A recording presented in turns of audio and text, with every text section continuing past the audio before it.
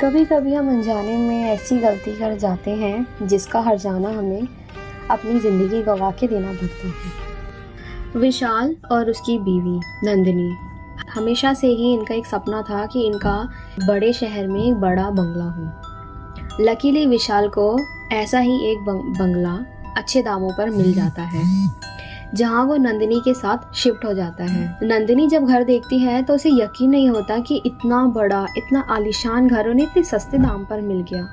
विशाल से पूछती भी है कि कितने का पड़ा हमें, और इतना अच्छा घर आज से पहले मतलब कभी सुना भी नहीं।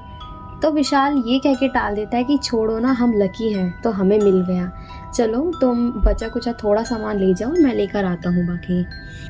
ब्रोकर से चाबी लेके विशाल और नंदिनी घर के अंदर जाते हैं। नंदिनी घर ही देखती रहती है कि तभी उसकी नज़र एक स्टोर रूम पर पड़ती है। काफ़ी बड़ा घर था तो स्टोर रूम होना तो लाजमी है। वो जाके देखती है तो वहाँ कुछ पेंटिंग्स और छोटा मोटा सामान पड़ा होता है।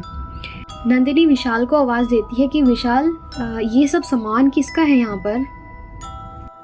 जी मैडम, जो आपसे पहले फैमिली यहाँ रहती थी ना, जिनके साथ वो फैमिली यहाँ से शिफ्ट हो गई ना नंदिनी जल्दबाजी में, तो अपना कुछ सामान यहीं छोड़ गई। विशाल गहरी आंखों से ब्रोकर को देखकर उसे चुप करा देता है। नंदिनी बाकी घर देखती है, वो ऊपर चली जाती है। ये सब नंदिनी को बताने की जरूरत नहीं है, अब जाओ तुम, विशाल ब्रोकर को भेज देता है। शावर लेके रात में जब दोनों सोने बेड पर जाते हैं तो नंदिनी थोड़ा अजीब बर्ताव कर रही होती है। वो बिस्तर पर लेटते ही सो गई, शायद थक गई हो गई।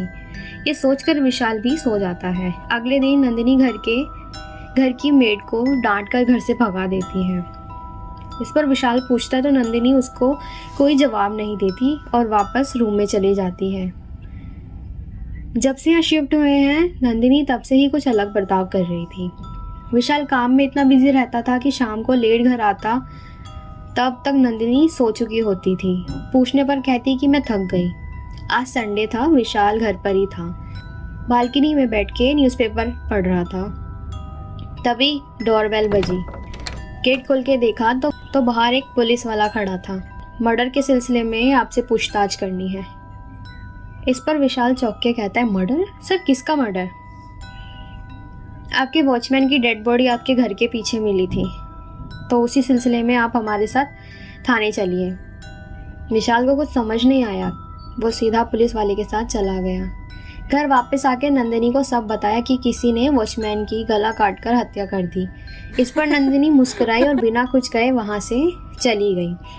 पुलिस वालों को विशाल पे शक था, पर उसके अगेंस्ट कोई सबूत नहीं मिले, इस वजह से उसे छोड़ना पड़ा। ये खबर सुनकर ब्रोकर घर आता है तो नंदिनी का बर्ताव उसे थोड़ा अजीब लगता है।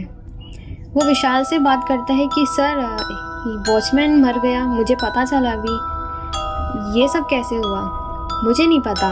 नंदिनी भी कुछ बता नहीं रही है। सर, मुझे लगता है ये मनोरमा जी की आत्मा का काम है।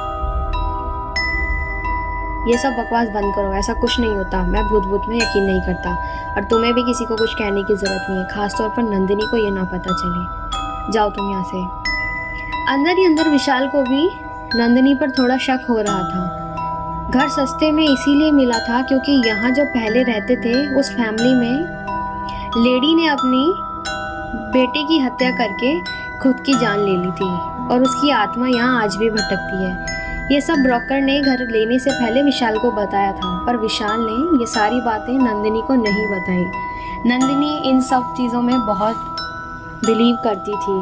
ये पता होने पर वो ये घर नहीं लेने देती। ये जानते हुए विशाल ने बिना नंदिनी को बताए घर खरीद लिया। विशाल ने ब्रोकर की हेल्प से एक एक्सॉर्सिज्म करने वाली लेडी सुहानी को घर पर बुलवाया। घर में आते ही उसने कहा, एक स्पिरिट यहाँ है, वो रिवेंज लेना चाहती है।